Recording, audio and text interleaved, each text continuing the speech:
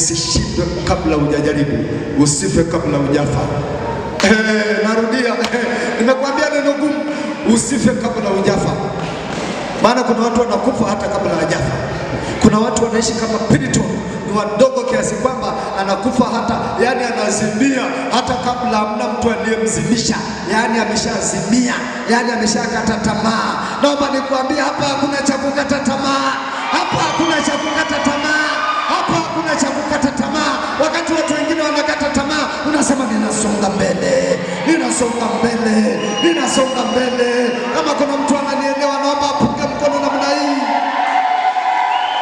Haleluya, haleluya. Daudi akasema, kwa vyovyote vile, huyu mimi ni chakula kwangu, huyu nitamaliza. Na wapenda sana watu ambao wana mtazamo chanya, wana mtazamo chanya, wana mtazamo wa jumulisha, wana mtazamo wa msalaba. Wanasema hili ni jitu, watu wengine wameshindwa, mimi naweza. Lakini jambo la pili ambalo nagundua katika somo hili, Daudi alikataa mavazi ya Sauli. Sikiliza kwa makini, alikataa mavazi ya Sauli. Unajua kwa nini wengi tunashindwa maisha? Tunavaa mavazi ya Sauli badala ya kuvaa uhalisia wetu, tunavaa mavazi ya Sauli. Jioni ya leo Mungu atuvue mavazi yale ya Sauli, badala yake tuvae kile ambacho shida yetu, shida ya Watanzania wengi, shida ya Waafrika, shida ya watu walioko mahali hapa na mahali pengine, wanajaribu kufeki maisha. Yani wanaishi maisha feki, hawaishi maisha halisi. Hivi leo mimi kuna faida gani ya kuhubiri kama Mwakasege? Kuna faida gani? Inanisaidia nini?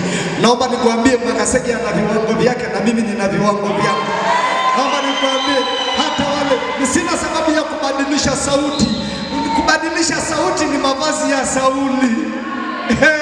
Naomba nikwambie, kusema uongo ni mavazi ya Sauli. Kudanganya ili upate mali ni mavazi ya Sauli. Naomba Mungu atupe neema, badala tuvae mavazi ya Sauli, tuvae mavazi yetu halisi. Yani ingekuwa ni mimi, ningeandika usifeki maisha, yani usiishi maisha feki. Mwinjilisti, nimeshasema neno kubwa sana katika semina hii. Hilo neno ni kubwa sana, kama hujawahi kujua. Usifeki maisha, usijaribu kujifananisha na watu wengine. Naomba nikwambie, wewe ni original. Mimi ni original, sihitaji kujifananisha na mtu yoyote. Wewe kama unaishi, naomba nikwambie, wewe kama unaishi kwa kula kitu, kwa kula nyama, hata kama mimi naishi kwa kula dagaa, mimi najua hivyo ni viwango vyangu kwa sasa. Hata kama wewe unasuka nywele ya 50,000, mwingine anasuka 3 mzuka, hiyo ni viwango vyake, na anajua kwamba Bwana atamtoa pale. Usifeki maisha.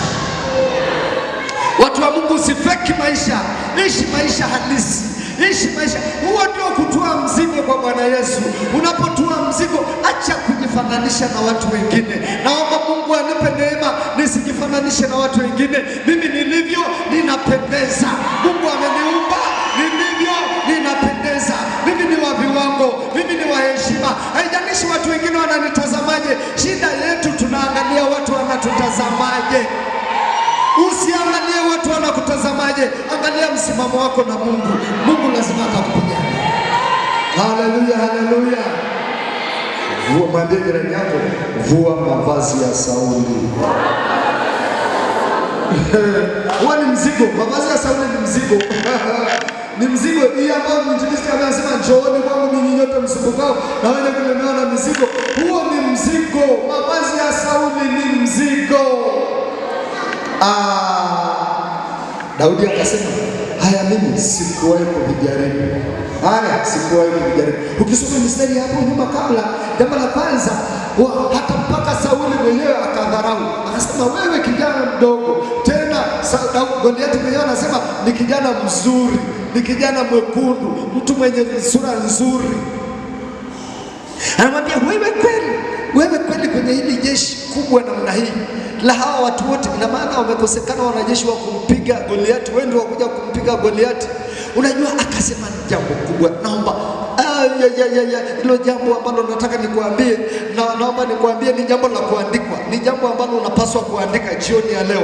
Hilo jambo ambalo naenda kukuambia. Unajua, Daudi akawaambia watu, akamwambia Sauli, unajua Sauli, ngoja nikwambie, mimi huwa zamani nikiwa nachunga mifugo, zamani wakati nachunga ng'ombe wa baba yangu, walikuwa wakija dubu, wakija simba, mimi ninawapiga, ninawaua. Sembuse huyu Goliati.